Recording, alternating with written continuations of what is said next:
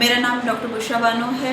मैंने इस साल यूपीएससी सिविल सर्विसेज एग्ज़ाम में 277 रैंक हासिल की है और मेरा ऑप्शनल मैनेजमेंट सब्जेक्ट था, जो काफ़ी रेयर ऑप्शनल है लेकिन काफ़ी स्कोरिंग ऑप्शनल है। तो इसी बारे में आज हम कुछ बात करना चाहते हैं। बहुत सारे लोग पूछते हैं कि आपने ये मैनेजमेंट ऑप्शनल क्यों चूज़ किया और क्या क्राइटेरिया होना चाहिए यूपीएससी मेंस में ऑप्शनल चूज़ करने के, क्योंकि हम अक्सर देखते हैं कि जो टॉप करते हैं ऑल इंडिया रैंक 1, 2, 3 या जो भी जिनका भी लिस्ट में नाम होता है उनका ऑप्शनल में मार्क्स बहुत अच्छे होते हैं। तो ऑप्शनल हमेशा स्कोरिंग होना चाहिए। अब क्राइटेरिया क्या होना चाहिए किसी ऑप्शनल को लेने का, तो अगर मैं अपनी बात करूं तो मैंने मैनेजमेंट ऑप्शनल इसलिए लिया क्योंकि मेरा बैकग्राउंड मैनेजमेंट है। मैंने एमबीए किया है, फिर पीएचडी भी की है मैनेजमेंट में। अभी लगभग मैंने 25 रिसर्च पेपर्स मैनेजमेंट में लिखे हैं और अभी मैं पोस्ट डॉक भी कर रही हूँ मैनेजमेंट में। तो क्या क्राइटेरिया होना चाहिए ऑप्शनल सब्जेक्ट चुनने का? तो सबसे पहले कि आपकी उस सब्जेक्ट में कमांड कितनी है, आपका बैकग्राउंड है कि नहीं है। लेकिन हमने अक्सर देखा है कि काफ़ी इंजीनियरिंग स्टूडेंट होते हैं वो दूसरा ह्यूमैनिटीज़ के ऑप्शन लेते हैं, क्योंकि एक बहुत बड़ा रीज़न रहता है कि ह्यूमैनिटीज़ में सिलेबस कंपैरेटिवली कम है और अदर देन अगर इंजीनियरिंग सब्जेक्ट्स की बात की जाए। दूसरा ये कि कितना टेक्निकलिटी है सब्जेक्ट में। तो मैनेजमेंट ऑप्शनल उन लोगों के लिए बहुत अच्छा है जो टेक्निकल बैकग्राउंड के हैं या मैनेजमेंट बैकग्राउंड के हैं। फिर एक चीज़ आती है कि प्रेडिक्टेबिलिटी कितनी है टॉपिक की। तो ह्यूमैनिटीज़ की प्रॉब्लम ये है कि वो उसमें आप प्रेडिक्टेबल नहीं होता है कि क्या क्वेश्चन आने वाला है। लेकिन मैनेजमेंट में अगर आप लास्ट 15-20 ईयर के पेपर उठा के देखें तो काफ़ी टाइम क्वेश्चन रिपीट किए हुए हैं। तो एक ये भी रीज़न होता है। दूसरा कि सब्जेक्ट कितना स्कोरिंग है, तो वो सब्जेक्ट स्कोरिंग होता है जो टेक्निकल हो, जिसमें न्यूमेरिकल अच्छे से पूछे जाएं। तो अभी इस साल के ही टॉपर जो हैं उनका 361 आई थिंक उन्होंने स्कोर किया है मैथमेटिक्स ऑप्शनल से, क्योंकि मैथमेटिक्स काफ़ी स्कोरिंग सब्जेक्ट है। ऐसे ही मैनेजमेंट में भी सेकंड पेपर में काफ़ी क्वेश्चन न्यूमेरिकल आते हैं, इसलिए वो भी काफ़ी स्कोरिंग है। तो बहुत सारे क्राइटेरियाज होते हैं जिसके बेस पे डिसाइड करना चाहिए कि आपको ऑप्शनल क्या लेना है। लेकिन कभी भी ऐसा ऑप्शनल नहीं लेना चाहिए जिसमें आपका कोई इंटरेस्ट नहीं है कि बहुत सारे लोग ले रहे हैं तो उसके बेस पे हमने ले लिया। ऑप्शनल आपकी अपनी चॉइस है और वही डिसाइडिंग फैक्टर है कि इफ़ यू आर इन और out in from the list of final selections. तो मेरा मैनेजमेंट ऑप्शनल लेने के पीछे का रीज़न मैंने आपको बताया है कि मेरा अपना बैकग्राउंड है और अगर और ये काफ़ी अच्छा ऑप्शनल है। आप लोग इसको देख सकते हैं। थोड़ा सिलेबस ज़्यादा है लेकिन प्रेडिक्टेबिलिटी लेवल काफ़ी हाई है इसे। अगर हम रिसोर्सेज की बात करें तो जो ऑप्शनल सब्जेक्ट मैनेजमेंट है उसके 2 पेपर हैं और हर पेपर 6 पार्ट में डिवाइड है। तो पेपर फर्स्ट में managerial function, organisational behaviour and design, human resource management, accounting for managers, financial management और मार्केटिंग मैनेजमेंट आता है। तो मैंने मैनेजरियल फंक्शन के लिए principles of management Tripathi and Reddy की बुक का रेफरेंस लिया था। ऑर्गेनाइजेशनल बिहेवियर के लिए सबसे अच्छी बुक स्टीफन रॉबिन्स की ही होती है, वही आपको भी चूज़ करनी चाहिए।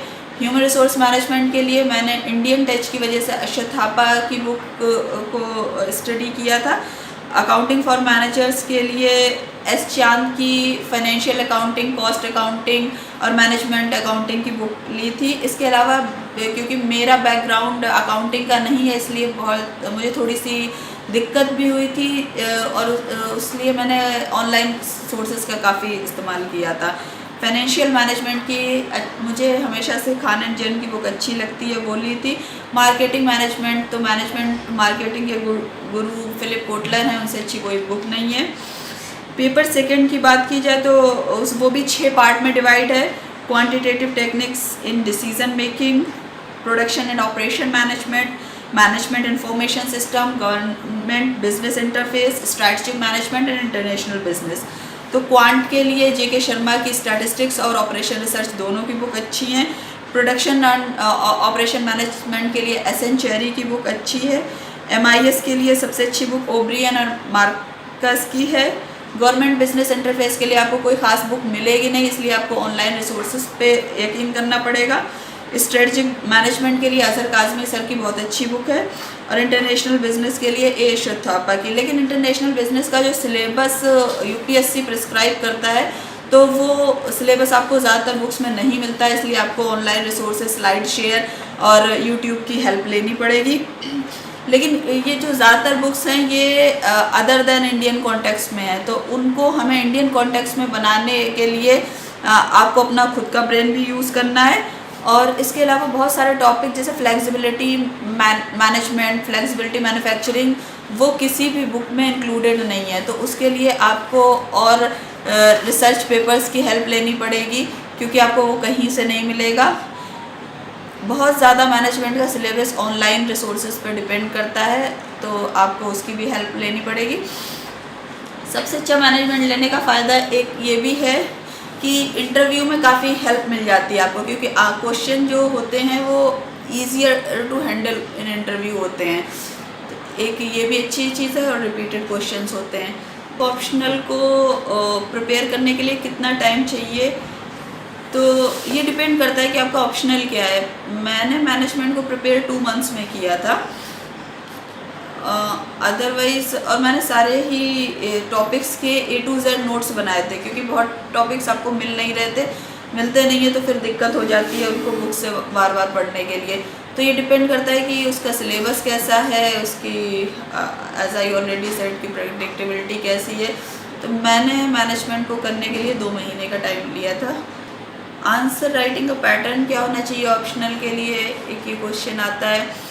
तो अगर मैं मैनेजमेंट की बात करूँ, जैसे अगर कोई क्वेश्चन है कि what is human resource management, how it is different from personal management, तो हमें पहले की टर्म्स आइडेंटिफाई करनी है कि क्या की टर्म्स है। तो इसमें ह्यूमन रिसोर्स मैनेजमेंट है, पर्सनल मैनेजमेंट है। तो और यूपीएससी बहुत तरह से क्वेश्चन पूछता है, लगभग 30 टाइप्स की डिस्कस करना है, कि एलोबरेट करना है, बाद में वो लिख देते हैं क्रिटिकली एनालाइज करना है, कैसे करना है। तो हर क्वेश्चन को आंसर करने का अलग पैटर्न होता है। तो लेकिन मैनेजमेंट के मोस्टली क्वेश्चन सीधे ही पूछे जाते हैं, other than numerical type question.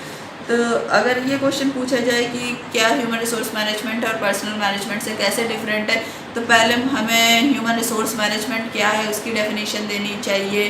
Basically अगर हम शुरू करें, मैनेजमेंट क्या है, फिर ह्यूमन रिसोर्स मैनेजमेंट क्या है, फिर पर्सनल मैनेजमेंट क्या है, फिर इन दोनों के बीच में डिफरेंस कैसे है, और कब से ये डिफरेंस आना स्टार्ट हुआ, when personal management became human resource management. तो इस तरह से हमें पॉइंट वाइज उसको आंसर देना है। अब ये भी डिपेंड करता है वो 10 नंबर में पूछा गया है कि 15 नंबर में पूछा गया है। अगर 15 मार्क्स का है तो फिर आपको हिस्टोरिकल बैकग्राउंड से भी लेके चलना चाहिए, और बाद में एक बैलेंस व्यू देना चाहिए। जैसे अभी ह्यूमन रिसोर्स मैनेजमेंट से आगे की बात होने लगी है, स्ट्रेटजिक ह्यूमन रिसोर्स मैनेजमेंट की बात होनी चाहिए, तो हमें वे फॉरवर्ड भी उसका देना है।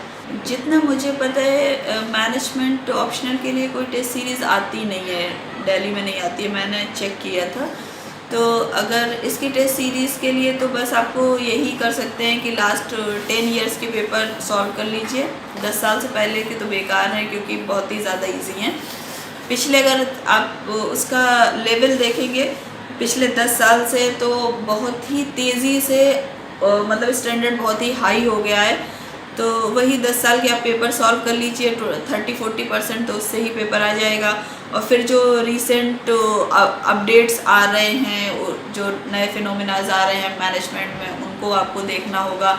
और अभी थोड़ा सा न्यूमेरिकल पे ज़्यादा फोकस हो रहा है, तो क्वांट पे आपको फोकस करना है। और लास्ट ईयर जब अभी हमने एग्ज़ाम दिया, तो जो अकाउंटिंग में भी न्यूमेरिकल आए हैं 20-30 नंबर के, तो उस अकाउंटिंग के न्यूमेरिकल, फाइनेंस के न्यूमेरिकल आप और क्वांट सभी कुछ करना पड़ेगा। लेकिन टेस्ट सीरीज तो कोई आती नहीं है, लास्ट ईयर के पेपर ही सॉल्व कर ले तो सही रहेगा। कोचिंग वर्सेस सेल्फ स्टडी, तो ऑब्वियसली अगर देखा जाए तो 70 मुझे डेटा पता चला था कि अराउंड 80 to 90% लोग जो क्वालिफाई करते हैं सिविल सर्विसेज वो किसी न किसी कोचिंग के स्टूडेंट होते हैं। तो लेकिन मैनेजमेंट ऑप्शनल के लिए शायद कोई कोचिंग है भी नहीं, है भी तो JRF वगैरह के लिए होती हैं। तो अगर आपको मैनेजमेंट ऑप्शनल लेना है तो सेल्फ स्टडी ही करनी होगी। और सेल्फ स्टडी जैसे मैंने बताया 2 महीने में अगर आपका बैकग्राउंड मैनेजमेंट है तो हो जाएगा, otherwise it will take around 6 months. लेकिन अगर आपका बैकग्राउंड मैनेजमेंट या टेक्निकल नहीं है तो मैनेजमेंट ऑप्शनल नहीं ले, क्योंकि it's entirely different branch of study. बहुत से लोग कोचिंग अफोर्ड नहीं कर सकते और बहुत से लोग बहुत सारे रीजंस की वजह से भी कोचिंग ज्वाइन नहीं कर सकते। जैसे कोई जॉब में है, कोई मेरी मैरिड है, बच्चों की जिम्मेदारी है। तो मैं सबसे कहना चाहती हूँ कि कोचिंग ज़रूरी नहीं है और वो सारे रिसोर्सेज जो कोचिंग में अवेलेबल हैं, टेस्ट सीरीज़ हो चाहे आपका नोट्स हैं, वो सब कुछ आपको ऑनलाइन मिल सकते हैं। बहुत सारी वेबसाइट्स हैं जैसे फ्री UPSC कोचिंग material.com और मृणाल की वेबसाइट है, अनअकैडमी है, वहाँ पे आपको सारा सब कुछ मिल जाता है। विज़न के भी सारे नोट्स वगैरह सब मिल जाते हैं। विज़न के जो करंट अफेयर्स वगैरह हैं उनकी खुद की वेबसाइट पे ही फ्री अवेलेबल है। तो ये सारी चीज़ें आपको मिल जाएंगी। लेकिन दिक्कत ये है कि इन्फॉर्मेशन ओवरलोड हो जाता है बहुत टाइम की, क्या पढ़ें क्या ना पढ़ें।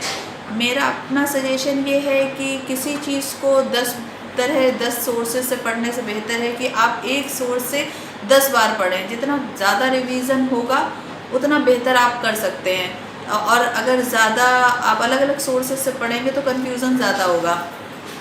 मटेरियल सारा अवेलेबल है, ऑनलाइन फ्री अवेलेबल है, बहुत सारी वेबसाइट्स हैं, आप उसको परसू करिए, विज़िट करिए और प्रिंट ले लीजिए, नहीं तो ऑनलाइन भी आप सॉफ्ट कॉपी के थ्रू पढ़ सकते हैं। तो इट्स नॉट नेसेसरी कि आप you should enrol in any coaching, you can do it by your own, by self study, by online resources. UPSC exam consider किया जाता है कि इंडिया का सबसे टफेस्ट एग्ज़ाम है। हाँ है भी, क्योंकि वो हर तरह से आपकी मतलब नॉलेज को, आपकी पर्सनालिटी को, आपके मेंटल एबिलिटी को, आपकी रीजनिंग को, आपकी अलग अलग क्वांटिटी, हर चीज़ को वो चेक करते हैं। और लेकिन ऐसा नहीं है कि इसको आप कर नहीं सकते, हर इंसान कर सकता है, जिसको भी लगन है, जिसको भी जज्बा है, ज़ील है, एंथुसियाज्म है। मैं अगर फुल टाइम जॉब में होके फैमिली की रिस्पॉन्सिबिलिटी को संभालते हुए और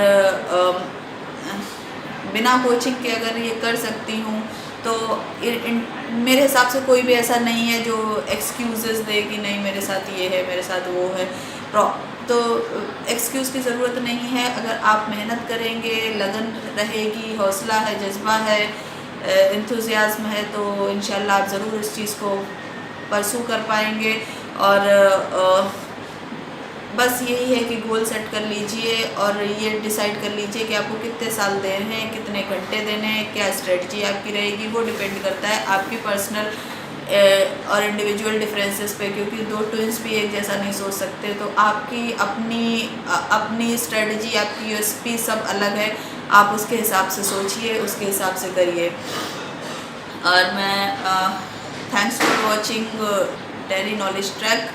और for any question you can comment in comment box.